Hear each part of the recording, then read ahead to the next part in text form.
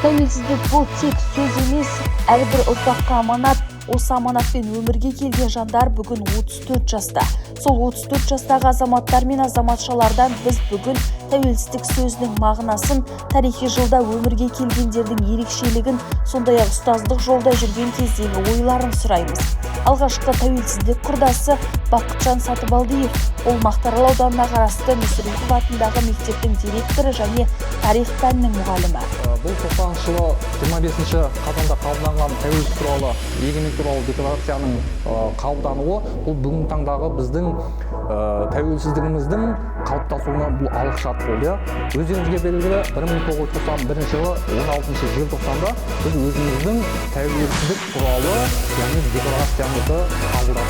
Тәуелсіздік ұғымы бұл әрбір халықтың ең қастерлі мәнінің мағынасы өте бір жоғары жүректен жүрекке жететін ұғым деп айтыламын. Себебі әрбір Сұлтан Махмұт Торайғыровтың «Тар жол тайғақ кешу» романында біздің бейбітшілік заманда өмір сүретініміз туралы, небір жаңағы ата-бабаларымыз осы тәуелсіздікке дейін қаншама қыстауларды, қанша қиыншылықтарды бастан өткізіп, осы тәуелсіздікті аңсап армандап өтті қаншама ата-бабаларымыз.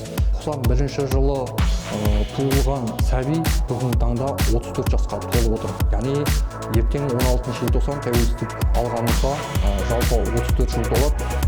Өзіңізге белгілі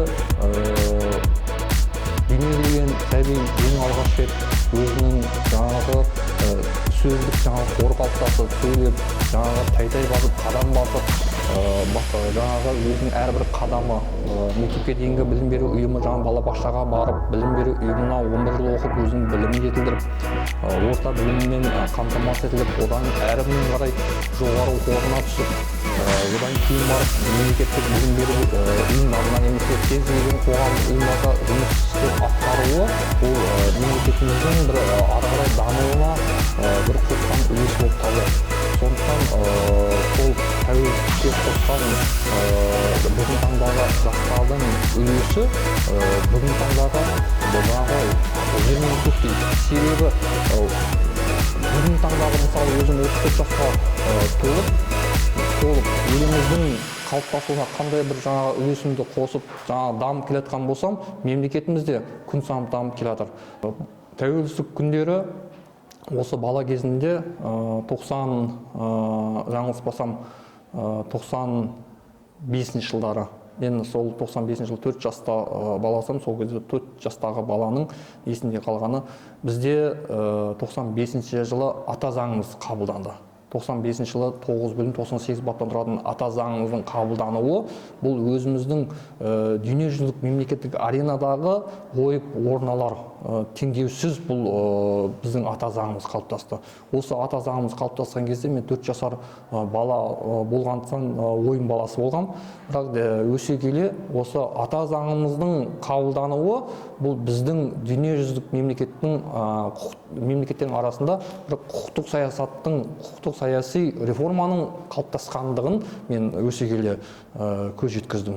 Яғни бұл тәуелсіздік кезіндегі ең есте қалған ұлы ұғым бұл біздің ата заңымыз деп айта аламын. Тәуелсіздік туралы мереке бұл бүгінгі таңда тек еске алу ретінде аталып өтіліп жатыр бүгінгі таңда. Себебі бізде 86 жылы өздеріңізге белгілі желтоқсан оқиғасы. Желтоқсан оқиғасының құрбандарын еске ала отырып, жаңағы оқушыларға дәріптеу. Ол жаңағы желтоқсан құрбаны Ләззат Асанова, Сабира Мұхамеджанова, Ербол Сыпатаев, Қарат Рысқұлбековтердің ерен еңбегін бүгінгі таңда біз оқушыларға жаңағы санасына жаңағы сіңдіріп, жаңағы солардың ерен еңбегін біз насихаттап келеміз. Ал кезінде біз бала кезімізде күнде өздеріңізге белгілі, күнде жаңа Қазақстан күнделікті өзінің реформасын жетілдіріп өрбітуде. Сондықтан ол кездегі біздің білім беру саласындағы реформалардың барлығы жаңағы бір сарында дәстүрлі түрде жүзеге асырылатын. Себебі бір жаңағы 45 минуттық тәрбие сағатының өзінде біз жаңағы мектепте сынып ішінде өтетін едік. Ал қазір біз кең көлемде мерекелік іс-шара ретінде өткіземіз бүгінгі таңда. Оның барлығы мынау жаңашыл, заманауи әдіс-тәсілдерді қолдана отырып, бүгінгі таңдағы мынау жасанды интеллектті қолдана отырып, жаңағы жаңа әдіс-тәсілмен өтеміз. Ал бұрынғы біздің жаңағы білім беру саласындағы реформалардың барлығы ол дәстүрлі сабақ, бір сарында сабақ өтетін еді. Сондықтан тәуелсіздіктің жаңағы аталып өтілуі бүгінгі таңда әрбір оқушының жаңағы жүрегінен бір орын алатын бір ұлық мереке деп есептеймін.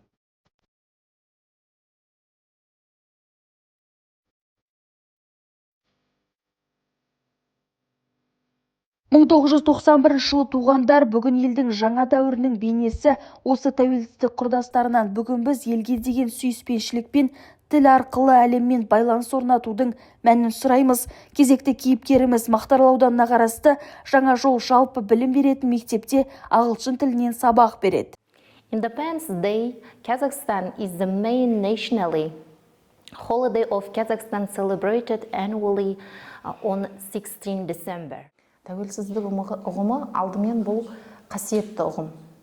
Ата-бабамыз осы уақытқа дейін қаншама тер, қанды соғыспен келген тәуелсіздік күні баршамыз үшін бұл өте қастерлі де қадірлі күн болып, қасиетті күн болып есептеледі. 1991 жылы 16 желтоқсанда біз Қазақстан Республикасы тәуелсіз мемлекет болып жарияланды. Біз сол жылы туылдық, тәуелсіздіктің құрдасымыз, сол жылдары бір жаңа Қазақстан өзі бір егемен, сондай бір керемет мемлекет болып жарияланды. Сондай кезеңде туылған біз бақытты жастарымыз деп есептеймін. Осы жылмен мен өз өмірімді байланыстыратын болсам, мен үшін әрине бастапқыда тәуелсіздік алу оңай болған жоқ. Ата-бабамыз сондай елін, жерін сатпай жаңағы өзінің қазақ халқы намысты, рухты ел, халық ретінде тәуелсіздікті сақтап қалды. Сол жылы біз туылдық, тәуелсіздіктің құрдасы болып, мен өзімді өте бақытты жанмын деп есептеймін. Тәуелсіздік алған бұл қазақ үшін өте ұлы күнді, сондықтан өзімнің өмірімді жаңағыдай өте, қалай айтсам болады, өте керемет бақытты адаммын деп есептеймін. Бұл ұзақ аңсаған, ұзақ күткен. Сөзбен айтып жеткізу мүлдем мүмкін емес. Неліктен ұстаздық жолды таңдадыңыз? Себебі біріншіден жаңағы бастауыш сыныптан жаңағы мамандық таңдау болады ғой, сол кезден жаңағыдай мұғалім болуды армандадым. Себебі жаңа Қазақстан Республикасына жаңағыдай бұл да өзімнің кішкене болса да үлесімді қосып жатырмын деп ойлаймын мұғалім ретінде. Себебі біз балаларға білім береміз, ең алдымен тәрбие береміз. Сондықтан да мұғалім мамандығын таңдадым. Өте қызықтым, балалармен жұмыс жасаған мен үшін өте үлкен мәртебе. Мен өзі Тілеубаева Пәризат Нышанқызы осы номер 25 Жаңа Жол жалпы орта білім беретін мектепте 10 жыл бойы жұмыс жасаймын. 10 жыл бойы мен биыл бірінші сыныбым шығарып жатырмын. Ағылшын тілі мұғалімімін. 5 сыныптан биыл сыныбым 11 сынып. Бірінші шәкірттерімді биыл шығарып жатырмын, Құдай қаласа. Түлетіп жатырсыз 11 класс. Иә, түлетіп жатырмын, Құдай қаласа. Бірақ жалпы көп сыныптарға сабақ беремін. Бастауыш жоғары сыныптар, барлық сыныптарға сабақ беремін.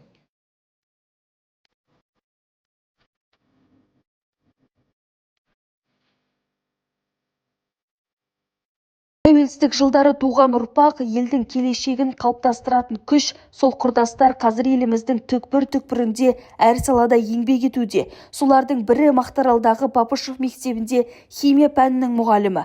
15 жылға жуық уақыт осы салада тәжірибе жинаған білікті маман. Мұғалімдер отбасынан шыққан ол сабақ барысында оқушыларға тәжірибе мен зерттеудің қызығын жеткізеді. Мереке қарсаңында бізге де арнайы өлең шумақтарымен бөлісті. Бүгінгі біздің өтетін сабағымыз алюминий мен оның қосылыстары.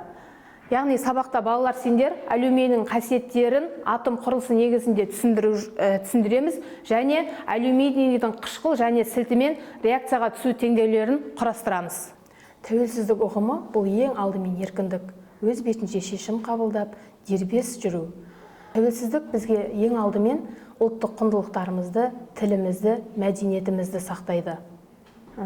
Мен тәуелсіздікпен түйдей құрдаспын. 1991 жылы еліміз өз дербес жолын бастағанда мен де алғаш рет өмірге қадам бастым.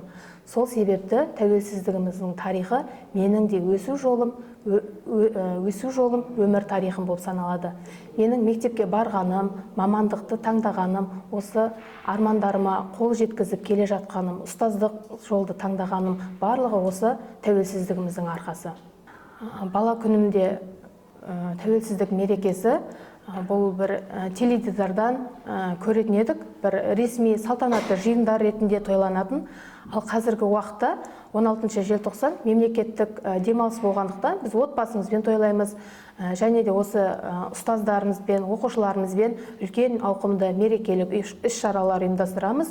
Оқушыларымыз түрлі челлендждерге, флешмобтарға қатысады. Ұстаз бұл болашақтың қалыптастырушысы. Ұстаз болу бұл менің бала күнгі арманым, себебі мен ұстаздар жанұясында өмірге келдім. Жоғары оқу орнын бітіріп, осы Оспан Бабышев атындағы мектепке жұмысқа тұрдым. Жұмыс өтілім 15 жылға жуық болып қалды. Осы 15 жылдың ішінде біз талай шәкірттерді тәрбиелеп, қазір олар белгілі бір маман иелері болып жүр. Қорытындылай келе, мен осы тәуелсіздігімізге арнап өлең жолдарын оқып берейін. Сүйемін аспанында күнінде мен, шаттығы бал жүзінен түрілмеген. Қазақпыз тәуелсіздік таң атқан, жастарымыз көңілді күлімдеген. Болған ғой қазаққа осы далам нәсіп, еліме емірене болам ғашық. Тәуелсіз тағлымымды ұлы таным, барады келешекке қадам басып.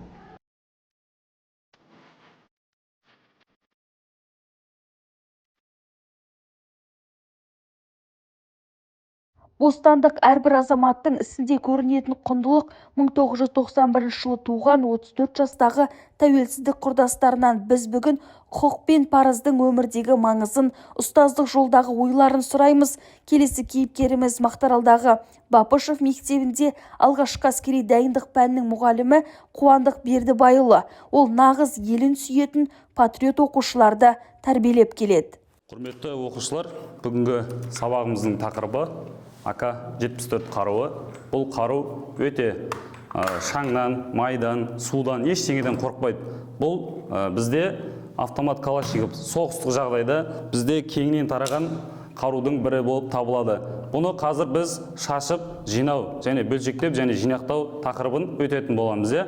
Сол үшін сіздерге дәл осылай бағытта мен сіздерге бір көрсетемін, шашып жинауын үлгісін. Сіздер соны қайталайсыздар. Бірінші кезекте бізде мына магазинді аламыз, оқ-жатаудан 45 градуста атамыз, реттілігімен пенал кетеді. Бұдан кейін бізде сүмбіден кейін бізде бұл өткенде тақырыпта өткенде әрбір деталды өттік қой.